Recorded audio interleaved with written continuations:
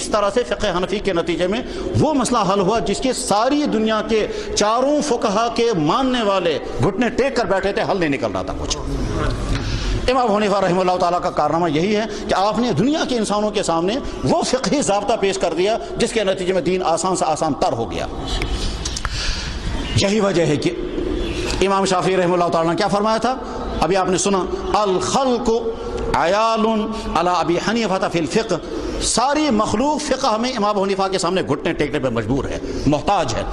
امام صاحب رحمہ اللہ تعالیٰ کا بڑا کارنامہ یہ کہ آپ نے انفرادی اجتہاد نہیں کیا، اجتماعی شورائی اجتہاد کا سلسلہ آپ نے قائم کیا۔ قانون ایک وسیع ترین دنیا ہے، اگرچہ دنیاوی قوانین جو ہیں وہ کچھ اور ہیں اور فقہ اسلامی کچھ اور ہے، فقہ بے انتہا وسیع ترین چیز ہے، قانون اس کا ایک حصہ ہے، لیکن دنیا کے جتنے قوانین ہیں ان کے مقابلے میں جب ہم اسلامی قانون کو لاتے ہیں تو تبھی لا سکتے ہیں جب فقہ ہوگا۔ فقہ ہی کی بنیاد پر ہم اسلامی قانون کو دنیاوی قانون کے سامنے لاتے ہیں۔ مثلا دنیا کے ہر قوم کو فیملی لائف گزارنی ہے، فیملی لاز کیا بنیں گے؟ اس فیملی لاز کو تدوین کرنے کے لیے قرآن کو بھی سامنے رکھنا ہے، احادیث کو بھی سامنے رکھنا ہے۔ سچ بات یہ ہے کہ آج کے سارے علماء بیٹھ کر کے اگر نکاح کی ڈیفینیشن طے کرنا چاہیں گے تو جلدی فیصلہ نہیں کر پاتے ہیں،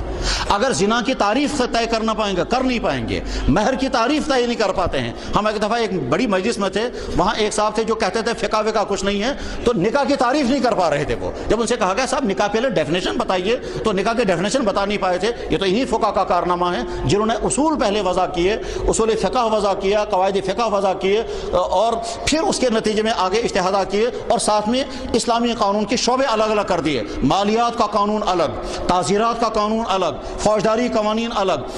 عدالتی قوانین الگ، چنانچہ عدالتوں کے لیے الگ سے قوانین وضع کیے گئے ہیں۔ ہمارے ہاں کتابوں میں آتا ہے ادب القضاء یا کتاب القضاء یا کتاب السیر، اس میں مستقل یہی بحث ہوتی ہے کہ جج کیسا ہونا چاہیے، وکیل کو وکالت کیسی کرنی ہوتی ہے، کیس کیسے چلانا چاہیے، اور عدالتوں میں فیصلے کیسے کیے جانے چاہیے۔ تو عدالتی نظام الگ،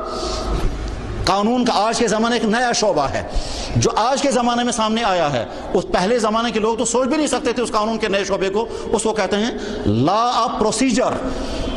اس کو کہتے ہیں ضابطہ بندی کا قانون۔ امام حنیفہ پہلا شخص ہے جس نے ضابطہ بندی کا قانون بھی شروع کیا تھا کہ کسی کام کو آگے انجام دینے کے لیے پہلے ضابطہ بنایا جائے اور اس کے بعد پھر اپلائی کرنے کے لیے کون سے ضوابط اختیار کیے جائیں گے، اس کو تو اسلام کا ضابطہ بندی، اسلام کا فوجی نظام، اسلام کا قانونی نظام، اسلام کا عدالتی نظام، اسلام کا